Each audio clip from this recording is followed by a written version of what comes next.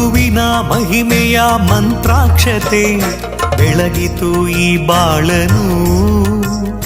ಮಂತ್ರಾಲಯ ಶ್ರೀ ಗುರುರಾಯರ ಈ ಪುಣ್ಯ ಕ್ಷೇತ್ರದಿ ಗುರುವಿನ ಮಹಿಮೆಯ ಮಂತ್ರಾಕ್ಷತೆ ಬೆಳಗಿತು ಈ ಬಾಳನು. ಮಂತ್ರಾಲಯ ಶ್ರೀ ಗುರುರಾಯರ ಈ ಪುಣ್ಯ ಕ್ಷೇತ್ರದಿ ಯತಿ ರಾಘವೇಂದ್ರ ಗುರು ರಾಘವೇಂದ್ರ ಶರಣಾದ ನಿನ್ನ ಪಾದಕ್ಕೆ.